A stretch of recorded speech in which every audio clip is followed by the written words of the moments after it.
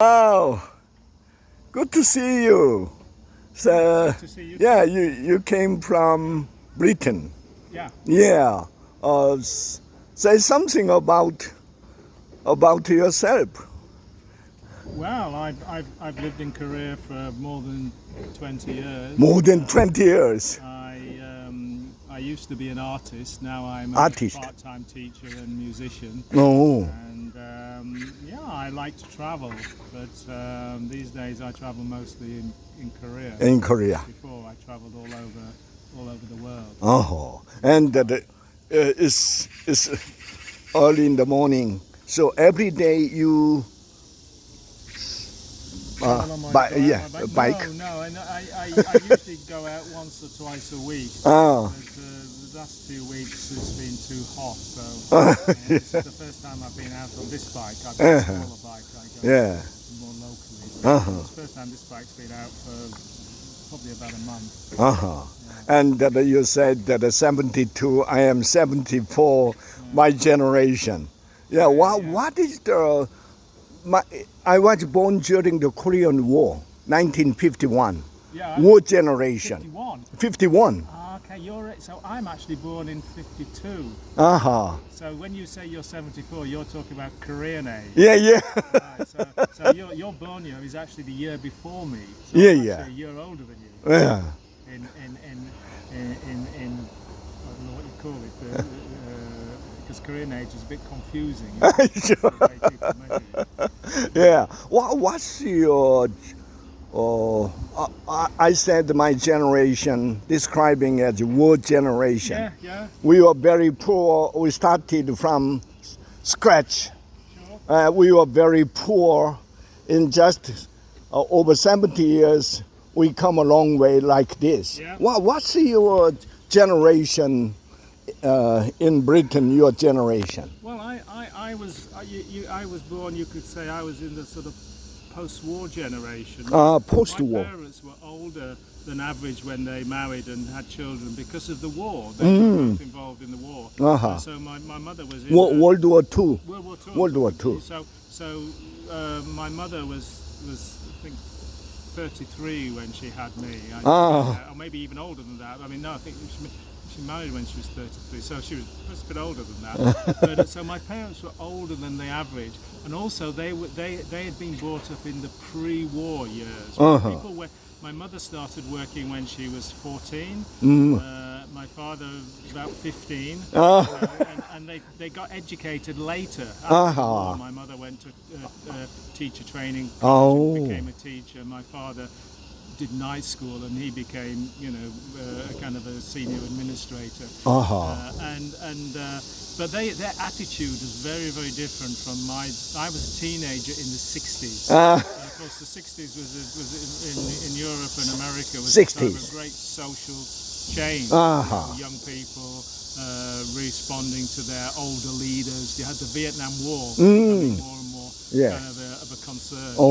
And you had women's rights, civil rights, these things were bubbling around. So mixed up. It was a very exciting time, early mid-60s. Turbulent It years. was very turbulent, but it was very exciting. The music, the culture was changing. People thought they could change the world, make it a better place.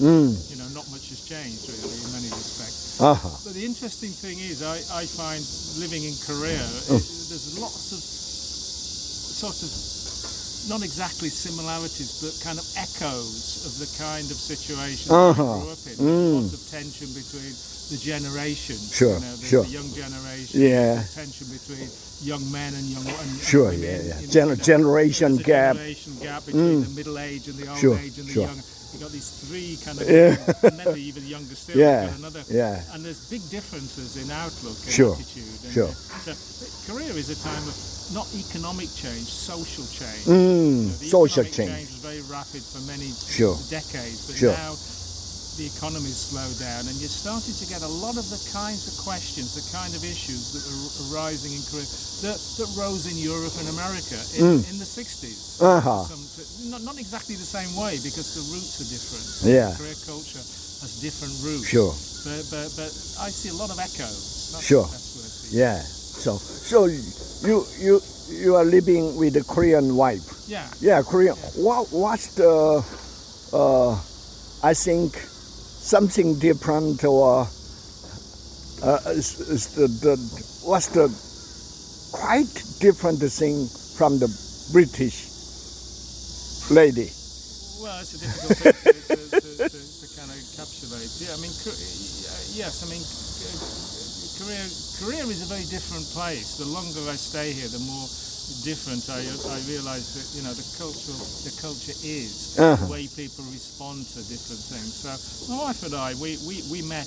I think we met in India. India. We were artists. I was a painter. I became a painter while I was travelling for nearly 12 years. Oh. And, I painted as a child and started again when I was travelling. And I was doing a lot of painting. I was doing. How many years in India? Well, I travelled throughout. In total, I must have spent about 5 years in India. But coming and going, 6 months visas, going to Nepal or America or Thailand or Korea, and backwards and forwards. So, but I met my wife was also. She decided to take. She was at university. Decided to take a gap year. To see a friend. Gap year. Yeah. Using the gap year. She decided she wanted to do. She'd go to visit a friend in India. She was studying in India in University in India. So she was travelling with a friend. Didn't speak much English at all. Of course, I spoke no Korean. And she just recognised something in me. I was painting, and she came and sat at my table, and she started drawing a picture of me. She was that's how we met. Our communication. And it was a love at first sight. Yeah, it was very much so. Both of you.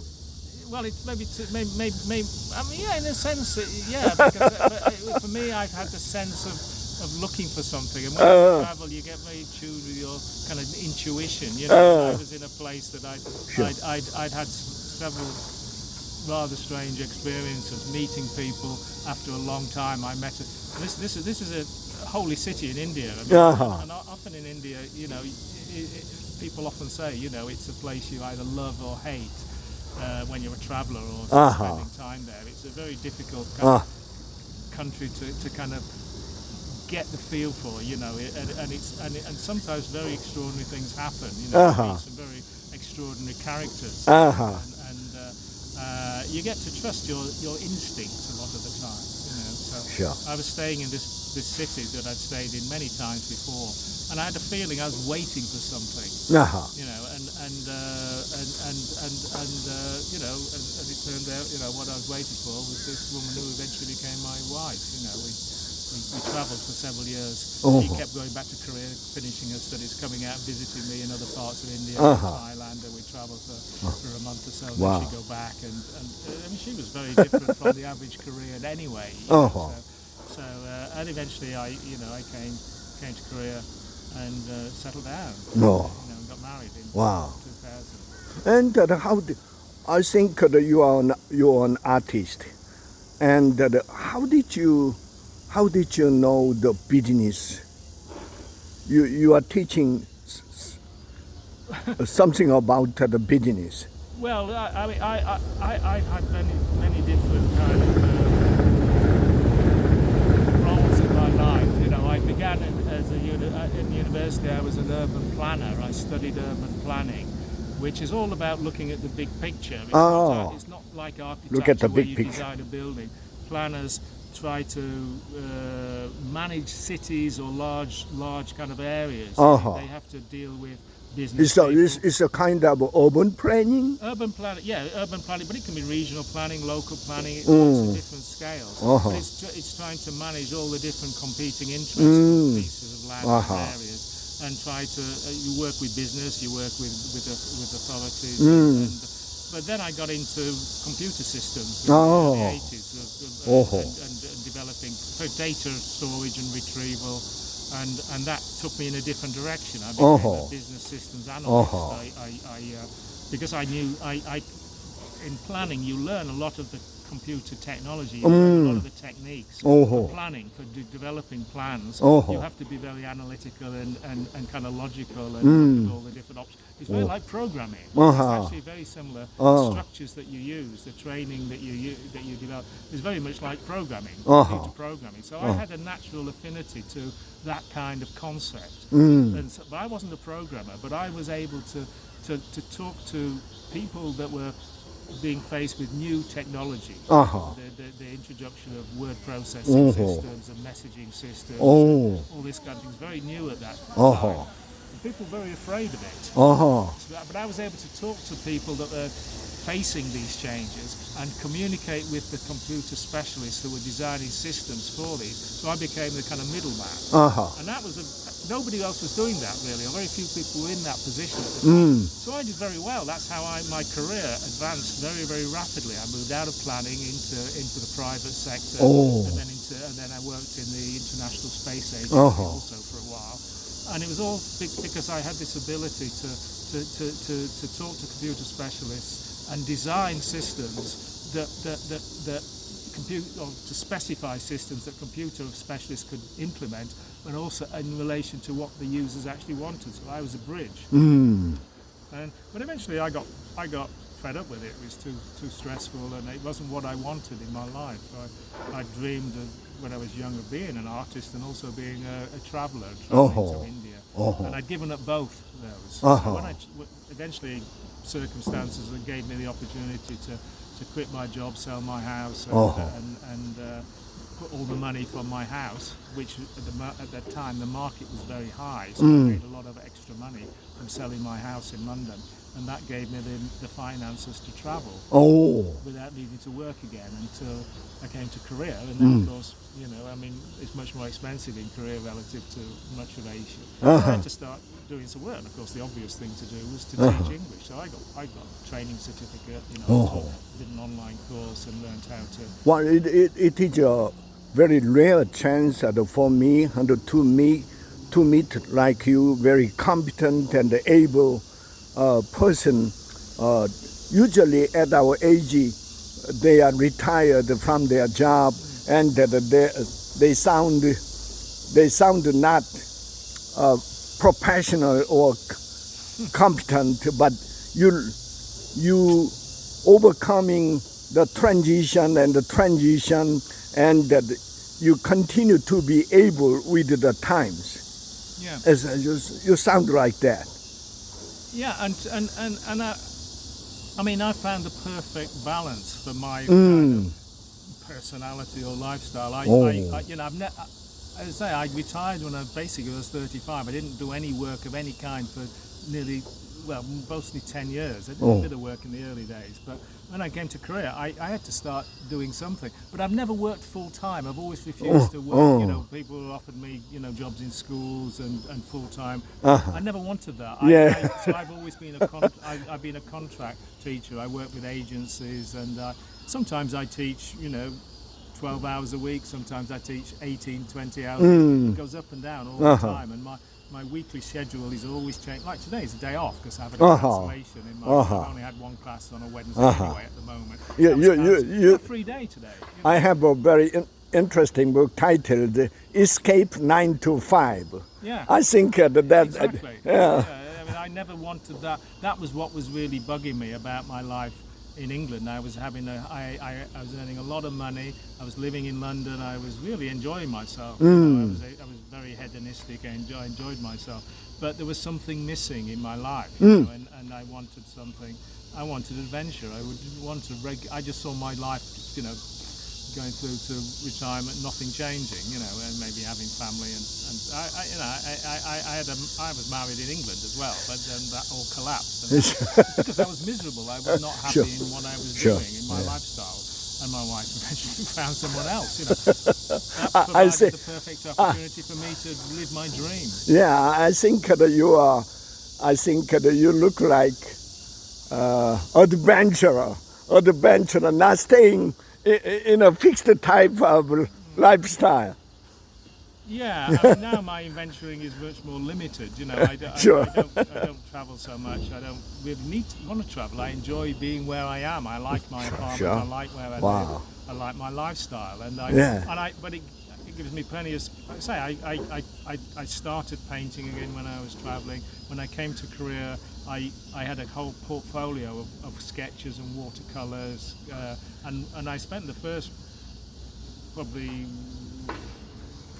more than 10 years in Korea painting. I was an artist. I established a kind of art group, an international art group, or worked with. It's you are reporting to the painting like landscape. Well, it was a mixture. I mean, I had a lot of paintings that were basically visual stories. Oh. Like I did when I was traveling. I would sit in cafes and bars and restaurants and tea shops, and I just draw and paint whatever I felt like, and they became like visual stories that I'd use to communicate with people while I was traveling. You know, some people look at these pictures and they wouldn't see anything. Others would see elements of their own life, their own experience. They tell me stories based on what they saw in these images, in these pictures, which would often resonate with things that I'd put in without fully realizing. So the pictures became a vehicle for very kind of deep conversation with people that you met very briefly, Wow. and you would very often never see again. But you formed a very deep bond with someone, you know, which again was something I discovered about traveling. That relationships with people, you know, you can meet people, have very intense relationships, and then go, but they've changed your life in some way. They've changed your path, and that happened again and again.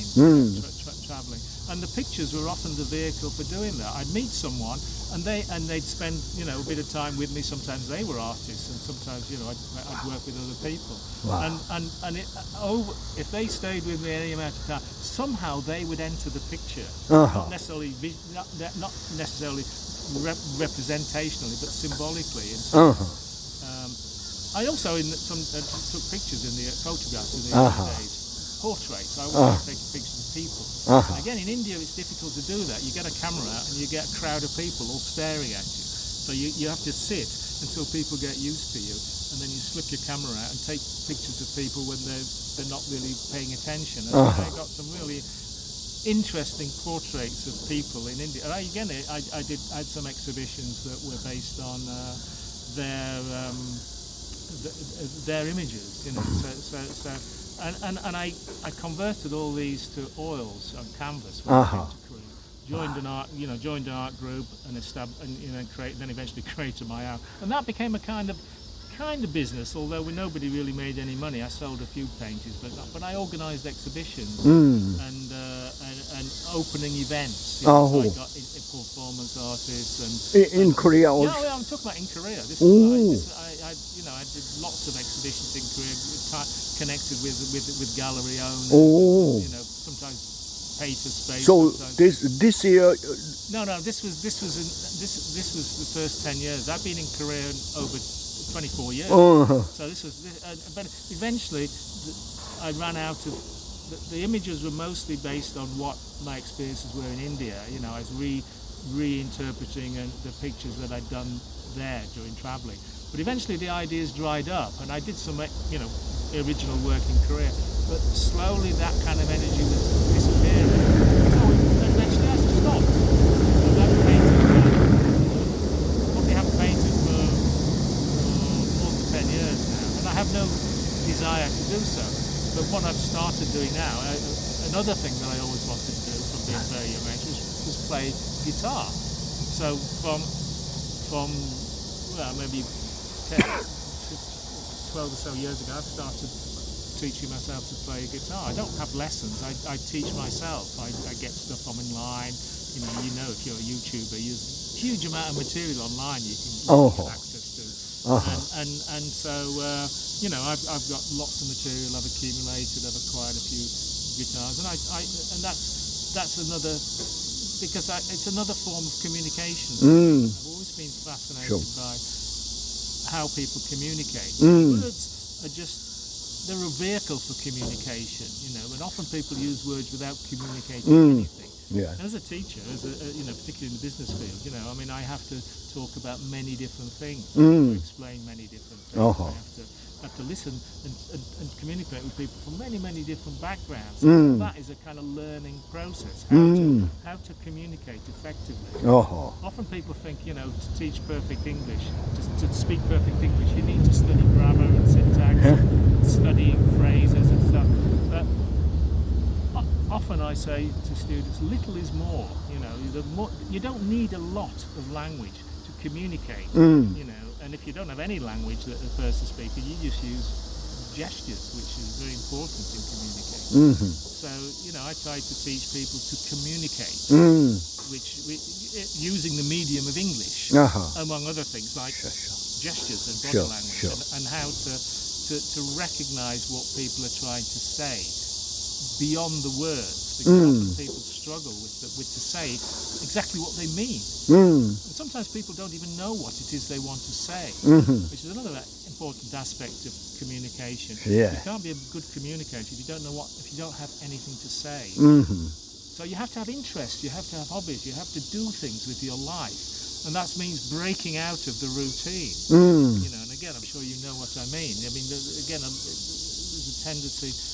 in a high-pressure society like Korea, but not just any highly developed, highly evolved culture where people are highly organised. People get trapped in particular ways of living, and they get afraid or they get limited, and their experience gets limited, and so they're very difficult to express anything. You have to have time to reflect. You're so busy working 60, 70 or more hours a week, you have no time to reflect on it. And that's what, you know, retirement is all about, or what it should be about. I read in the course of listening to your wonderful stories, come to mind the interesting expression, stop and smell the rose. Stop and smell the rose. So what about, tell me a little bit about your life. Maybe we can stop, you turn it around. Tell me something about your life. You've obviously had an interesting life.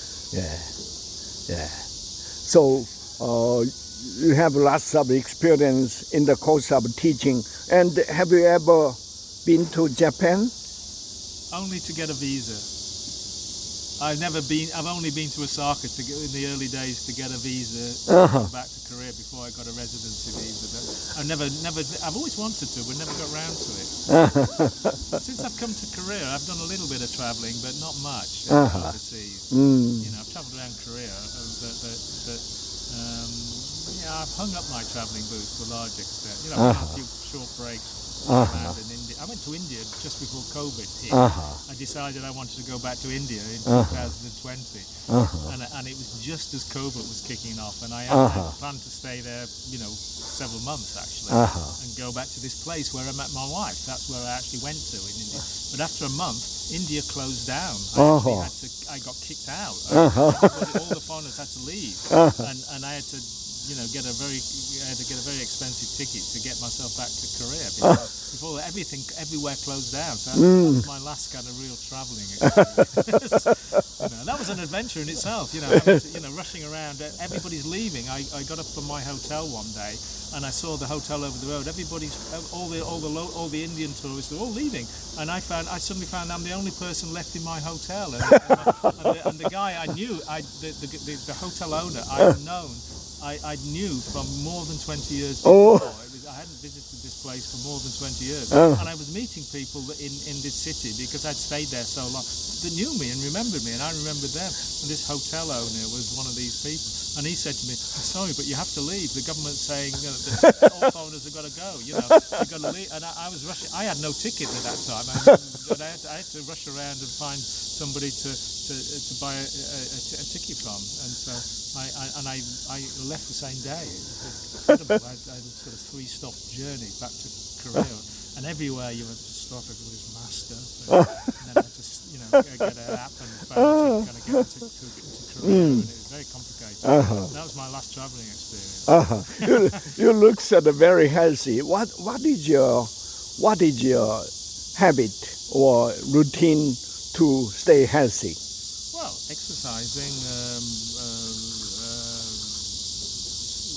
keeping mind active. I mean, that was something my parents always thought was very important. They to be in their 90s, and they also physical activity, mental activity is very, very important. To reading, studying, cycling, practicing yoga, and tai chi, and different things like that. Both physical and mental. Yeah, it's very important to keep your mind sharp. Things, as you get older, I'm sure you start to experience health issues. You have to take more care. You have to pay more attention to things that you never did when you were younger. I have to watch what I eat, and be careful, and kind of, my diet is changing these days. I'm moving away from things I used to eat without thinking about it. Much more aware of things. Wow. Get health checks regularly. Wow. I interviewed many foreigners on the street in Seoul, but over 25 minutes of the interview, you are the first. The quality of your conversation, describing the things and your life is so wonderful, and it is a good chance your story impact lots of my audiences, the Koreans and the foreigners. Thank you for your interview. Thank you.